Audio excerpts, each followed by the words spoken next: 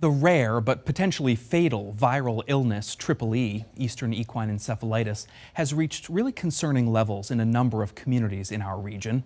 One Chittenden County person in their 40s got sick and recovered in what was the first human case of Triple E here in 12 years. State testing has shown 6 communities are at high risk as of Friday, September 6th. Alberg, Swanton, Sudbury, Colchester, Whiting, and Burlington are in red on this map. Health officials encouraged people in those places to reduce their time outdoors in the evening to avoid being bitten by mosquitoes carrying Triple E. 10 other towns were listed as being at moderate or lower risk. We spoke with Vermont's health commissioner about the disease. He said most people who are bitten by a mosquito carrying the Triple E virus either won't show symptoms or would feel like they have the flu. An even smaller percentage are going to develop what we call encephalitis. That means an inflammation in your brain. That's a very serious infection. A third of those who contract encephalitis can conceivably die from the infection. If they survive, about half of them will have some significant neurological complications related to having had that infection.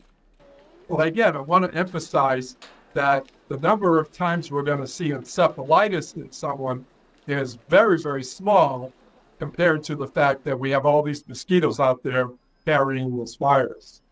But obviously, one person is too many. And though we have had one case in Vermont this year, which is very remarkable because we don't see this in Vermont very often, we've, in that case, survived. We have seen 2 cases in adjoining states, one in Massachusetts and one in New Hampshire, both of which succumbed to the illness. Obviously, you don't take issuing warnings lightly. Talk about the considerations that you weigh before issuing such a recommendation. To start with, we look at our mosquito data, but we don't look at it at one point in time. We do this testing throughout the season on a weekly basis. While we're concerned by one instance of finding Triple E in a mammal biting mosquito, we're even more concerned when that is sustained over time, where week after week, we're finding the same thing in a general area. So that's one consideration. Another consideration, of course, is, has there been a case? Is there a human case? Plenty of communities around the state, we're not finding any evidence for this virus, which is great. For a person's own protection, there are some very simple things you would do before we would tell you don't go out after 6 o'clock. So we would obviously tell you to avoid dusk and dawn because those are peak mosquito feeding hours. We would tell you to make sure you had an EPA-approved insecticide available so that you were wearing a repellent on yourself. If you were going to get into really forested areas or swampy areas, we'd recommend clothing coated in permethrin, which is the same thing we recommend if you're worried about getting a tick bite, because it's a great repellent that can be impregnated into clothing, not into the person, but into clothing. And we would tell you to do a little bit of maintenance work around your house. Make sure there are screens that are all repaired without holes in them. Make sure you don't leave standing water around where mosquitoes can breed and larvae can form. Make sure that you really are attentive to the conditions around you. And if you're taking a baby stroller out, something of that sort, you might even use some netting across the stroller so you'd be protecting the infant. All that is pretty much bread and butter, how to not get bitten by a mosquito. But then when we find these high-risk areas, we do add that layer on of, think about when you're going out after dusk and before dawn, because those are going to be the most dangerous times for you in encountering mosquitoes. And we evaluate why you're going out, what kind of activities you're doing, and we're strongly recommending that.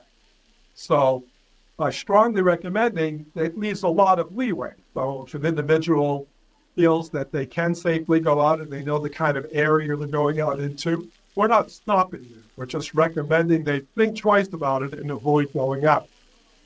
If you're organizing a specific activity, which may have a lot of people at it, we're asking to reevaluate that and think about scheduling. And indeed, we have been very pleased to see the tremendous amount of support we've gotten. I'll call out Burlington because they're the largest locale that this was impacted by. And the city has been putting out public health announcements in support of our public health announcement. And I know you just heard that they've had a couple of events canceled. One that was going to be in the Intervale, peak mosquito territory, and another later this month, Oktoberfest. So they were doing their own risk-benefit balancing, which I thought was very good from a public health standpoint. We have not told schools do this, do that, or don't do this, don't do that, but the Agency of Education and superintendents and principals have been also very cooperative in terms of trying to make sure that students' practice times in outdoor sports try to be at the right time and not at the wrong time with regard to putting your students at risk. What do you have to say about events that choose to carry on? For example, there's the Art Hop this weekend. They're quick to say that several of their events are indoors, but they do have some outdoor events, and you have to walk outside between galleries. We're not forcing this on anyone, and if there are ways that events can accommodate some of the preferences that I've voiced, I think that would be great. So like you mentioned, they do have indoor components to their event. So if obviously someone's driving to an event, getting out of the car, has to walk a distance to get to that indoor event, do all of the things that I mentioned about protecting yourself in terms of your own approach to just not getting bitten by a mosquito, and weigh that in the balance. And if you feel, well, maybe that's more risk than I want to take, you're free to not attend the event. It's again, just like we've done in other infectious diseases that we remember well, often it's a personal decision about your own risk and how you can attempt to mitigate that risk.